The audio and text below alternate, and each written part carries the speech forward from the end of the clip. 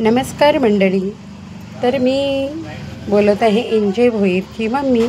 आज मी बनवणार आहे पनीर टिक्का मसाला.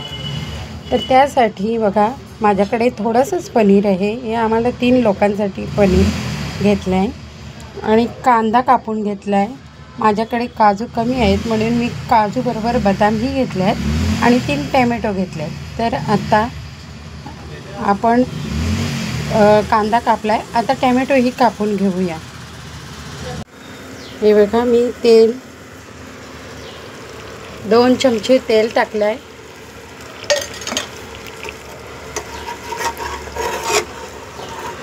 मी जे फ्राय केलेलं कांदा टॅमॅटो तीच कढई घेतली आहे आणि आता त्याच्यात आपण तेजपत्ता टाकू. मी अगोदर फ्राय करून त्या पेस्टमध्ये टाकायला हवं होतं पण ते मी जरा विसरली. तर मी आता टाकते ह्याच्यात पेस्ट.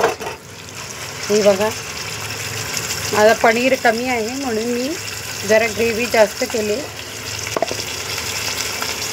पेस्ट आता आपण तेल सुटेपर्यंत फ्राय करून घ्यायची.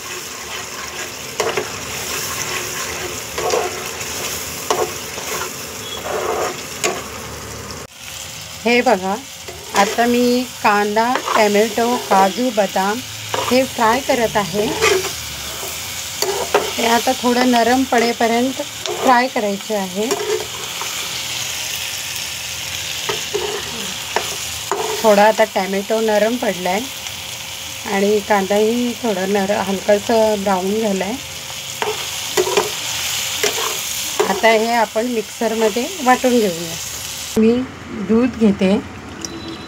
1 कप एवढा दूध घेतला. या दुधात हा पनीर टिक्का मसाला टाकून द्यायचा.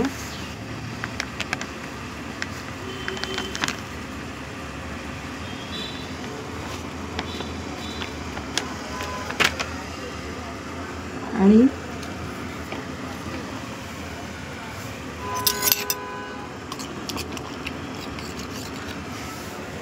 मिक्स करायचं. पूर्ण गुठळी अशी फोडायची. पूर्ण एकजीव होईपर्यंत मिक्स करायचा.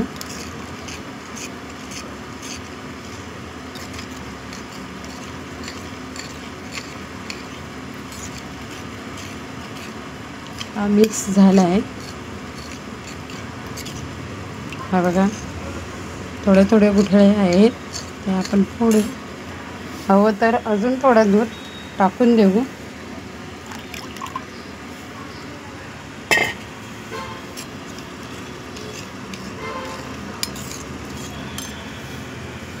आणि बघूया आता कुठपर्यंत भाजी आपली शिजत आली.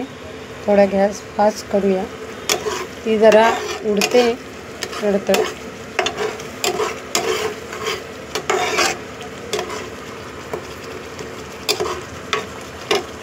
आपण टाकूया हे तिन्ही साहित्य याच्यात. हळद गरम मसाला आणि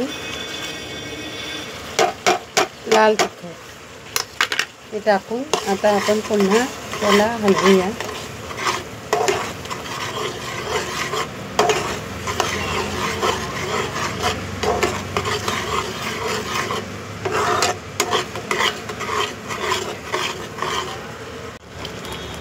मला थोडं तेल कमी वाटतं म्हणून मी अजून 1 चमच तेल त्यात ॲड करते. असे मी 3 चमचे तेल टाकून दिले.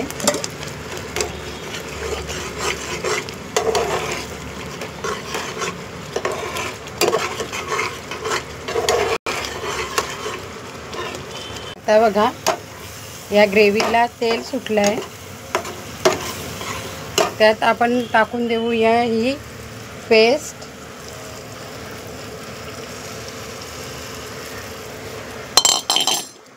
आणि थोडा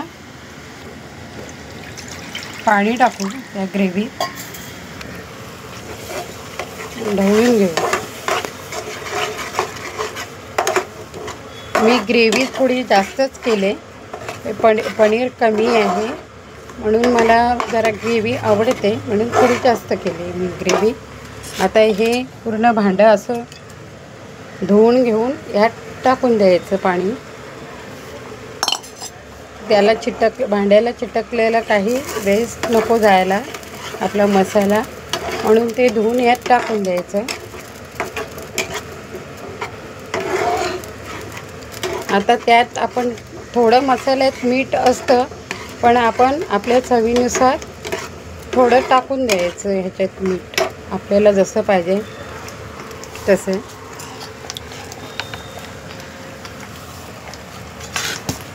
हे बघा कशी उकळते. आता मी थोडं मीठ माझ्या चवीनुसार मी टाकून देणार आहे. हे बघा मी एवढं मीठ यात टाकते.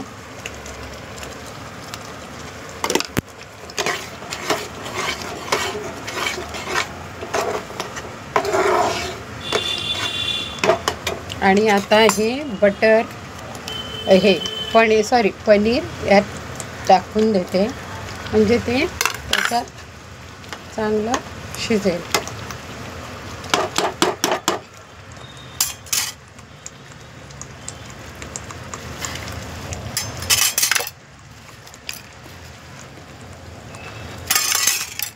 आणि हे बटर पण याच्यात टाकून देते. आपल्याला हवं असेल तेवढं आपण बटर ह्यात टाकून आपल्या आवडीनुसार टाकून द्यायचं. चला तर झाली आमची भाजी तयार.